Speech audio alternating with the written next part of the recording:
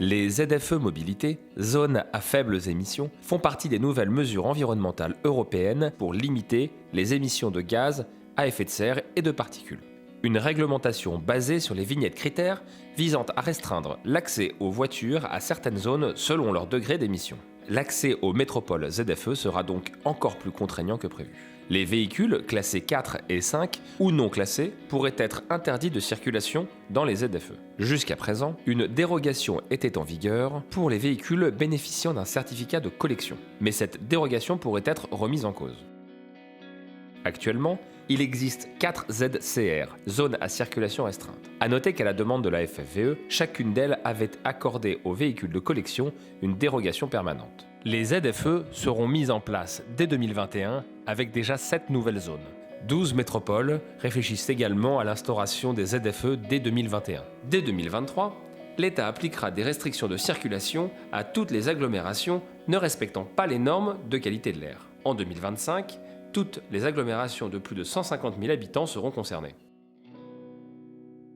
Aujourd'hui, ce sont près de 40 millions de véhicules en France.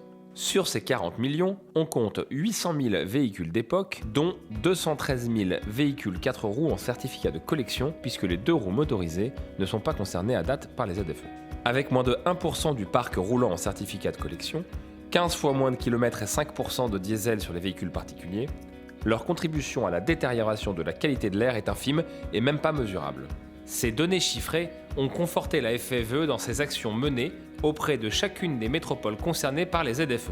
Et parallèlement, la FFVE a réuni les plus grandes institutions nationales et internationales qui, à l'unanimité, l'ont mandaté pour défendre la position des collectionneurs auprès des pouvoirs publics, États et collectivités territoriales.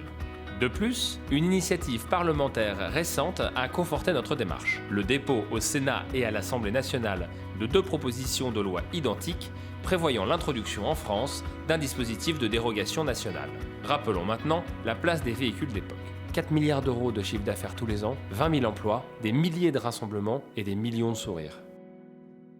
La FFVE fait appel à la mobilisation de chacun de vous. Collectionneurs, clubs, musées et professionnels, merci à chacun de votre soutien et de votre confiance.